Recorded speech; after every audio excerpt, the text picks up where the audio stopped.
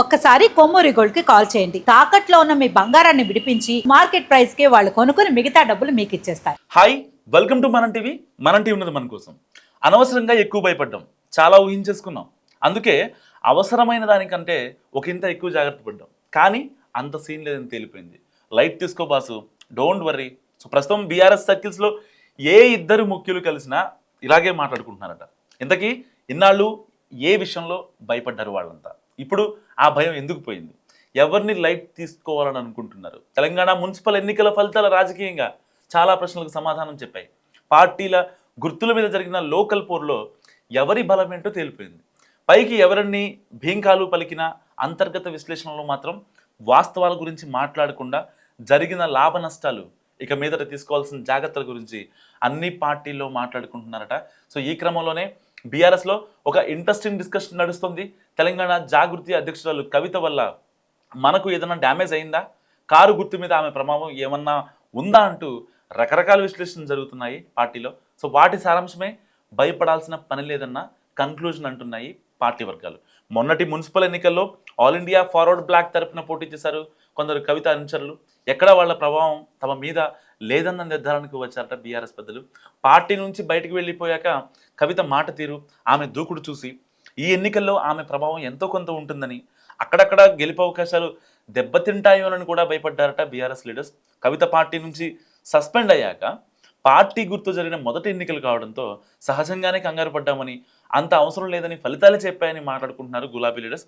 So ఆమె వల్ల ఎన్నికల్లో తమకు ఎలాంటి లాస్ లేదన్నది వాళ్ళ అభిప్రాయం.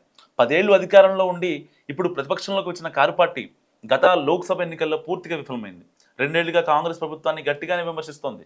సహజమైన ప్రభుత్వ వ్యతిరేకత, విపక్షానికి ఉండే పొలిటికల్ అడ్వాంటేజ్ అన్నీ కలిసి ఇక నుంచి ఏ ఎన్నికలు జరిగినా తమకు మెరుగైన ఫలితాలు వస్తాయని అనుకున్న టైంలో కవిత ఎపిసోడ్ పార్టీని డిఫెన్స్లో పడేసింది. పార్టీ అధ్యక్షుడి కుమార్తె మొన్నటిదాకా కీలకంగా వ్యవహరించిన నాయకురాలు కావడం, బయటికి వెళ్ళాక ఆమె బీఆర్ఎస్ని టార్గెట్గానే మాట్లాడటం వల్ల ఏం చేయాలో అర్థం కాని డైలమాలో ఉండేవారట పార్టీ నేతలు. సో సొంత కుటుంబ సభ్యురాలు, గత ప్రభుత్వంలో అన్నిటినీ దగ్గరగా చూసిన వ్యక్తి చేసే ఆరోపణలు, విమర్శల్ని ప్రజలు నమ్మే అవకాశాలు ఎక్కువగా ఉంటాయని కూడా ఒక దశలో ఆందోళన పడ్డారట గులాబీ పెద్దలు.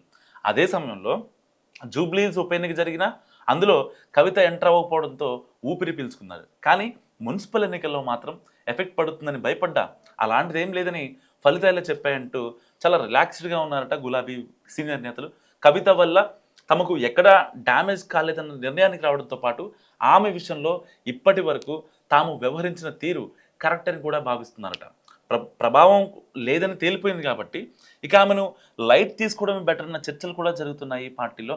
బీఆర్ఎస్లో ముఖ్యంగా కేటీఆర్, హరీష్ రావుని అంతకు ముందు టార్గెట్ చేసిన కవిత మెల్లిగా తండ్రి కేసీఆర్ని కూడా ఆ పరిధిలోకి తీసుకువస్తున్న టైంలో ఆమె పొలిటికల్ స్టామినా ఏంటో ఈ ఫలితాలు చెప్పేశాయని, ఇక మీదట ఎంత రెచ్చగొడుతూ మాట్లాడినా మనం మాత్రం స్పందించవద్దని అధిష్టానం నుంచి పార్టీ నాయకులకు మౌఖికంగా ఆదేశాలు కూడా అందాయి. సో ఈ ఇంటర్నల్ ఆదేశాల ప్రకారమే ఇక మీదట కింది స్థాయి నేతలు కూడా నడుచుకునే అవకాశం ఉందని అంటున్నారు. అయితే ఈ సమయమానాలు ఇంకా లైట్ తీసుకోవడాలు ఇంకా ఎన్నాళ్ళు? ఒకవేళ కవిత డోస్ పెంచి ఆమె వల్ల డ్యామేజ్ మొదలయ్యాక కూడా ఇలాగే ఉంటారా లేక రివ్యూ చేసుకుంటారా అన్నది కూడా ముఖ్యమైనని అంటున్నాయి రాజకీయ పరిశీలకులు. సో ఈ వీడియో గురించి మీరేమనుకుంటున్నారో మస్తు కామెంట్ చేయండి. మరి కవిత నిజంగా కవిత ఎఫెక్ట్ ఏదైతే తన పార్టీ నుంచి ఆవిడ పోటీ చేసిందో మున్సిపల్ ఎన్నికల్లో అక్కడక్కడ ఆవిడ ఉనికిని చాటుకున్న అన్ని చోట్ల బీఆర్ఎస్ని దెబ్బ కొట్టే ప్రయత్నాలు మాత్రం నిజంగా అంత జోరందుకోలేదు. సో ఇలాంటి నేపథ్యంలో మరి నిజంగా బీఆర్ఎస్కి కవిత బ్యాక్ బోనా కాదా? మస్తుగా కామెంట్ చేయండి.